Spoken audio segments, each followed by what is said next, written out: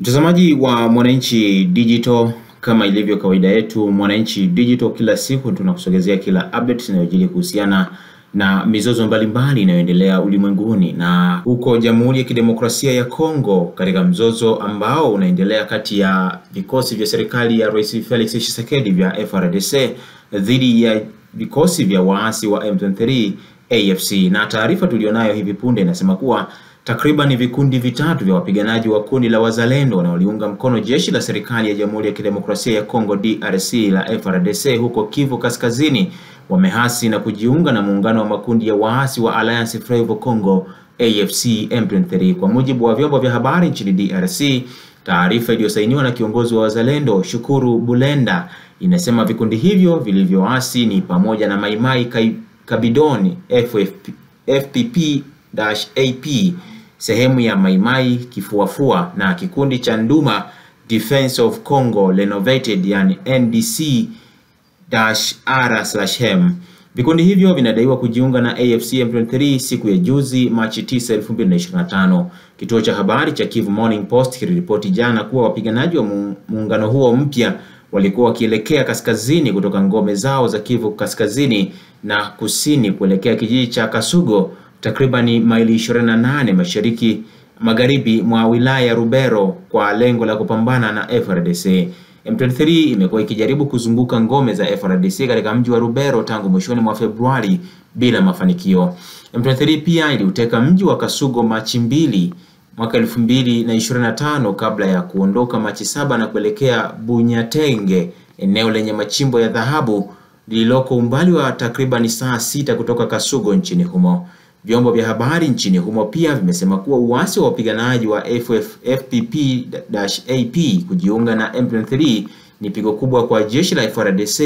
katika mapambano ya kuidhibiti M23. Pia vimeielezea FPP-AP kuwa ni moja ya makundi yenye muundo mzuri na ushawishi mkubwa katika jimbo la Kivu Kaskazini, ambavyo vilikuwa vimepeleka mamia ya wapiganaji kwenye vijiji kadhaa katika wilaya za Rubero ili kuwazuia waasi wa M23 kusonga mbele kuelekea Rubero, Butembo na mji wa Beni. Kituo cha habari cha DRC cha Actuality-CD kilisema kwamba FPP-AP ina ushawishi mkubwa katika wilaya ya kaskazini magharibi mwa Rubero, hasa katika mji wa machimbo ya dhahabu wa Magurejipa uliopo maili 23 kaskazini magharibi mwa mji wa Rubero na unapakana na jimbo jirani la Shopo. Kituo hicho kilimnukuu mtafiti wa ndani aliyesema kuwa kuingizwa kwa FPP-AP katika muundo wa muungano wa M23 kutairuhusu M23 kusonga mbele bila kuzuiliwa kutoka Kasugo hadi mji wa Mangurejipa kupitia mji wa Bunyatenge. Wakati huo jeshi la FARDC na wanamgambo wa wazalendo walipambana na waasi wa Twiranepo na Red Tabara wanaotajwa kuwa tawi la M23 katika vijiji kadhaa karibu na mji wa Minembwe siku ya jana Machi 10, 2025. FARDC pia ilifanya mashambulizi ya anga dhidi ya ngome za Twiranepo huko Minembwe siku ya jana Machi 10, 2025. Vyombo vya habari vya Kongo viliripoti kwamba ndege zisizo na rubani za FARDC na ndege ya kivita ya FARDC zilishambulia maeneo ya Twiranepo katika uwanja wa ndege wa Minembwe na kwenye mtaa jirani wa Kiziba. Vikosi hivyo vinavyoungwa mkono na serikali ya Kongo vimekuwa vikishambulia waasi wa M23 katika mji wa Minembwe na maeneo jirani tangu Machi, baada ya Twiranepo kuteka vijiji kadhaa ikiwa ni pamoja na Minembwe mwishoni mwa Februari. Mbali na hilo, M23 iliteka mji muhimu wa Mkutano ambao utairuhusu kundi hilo kuimarisha udhibiti wa wilaya ya Masisi na kusonga mbele kuelekea wilaya ya Walikale huko magharibi mwa jimbo la Kivu Kaskazini nchini DRC.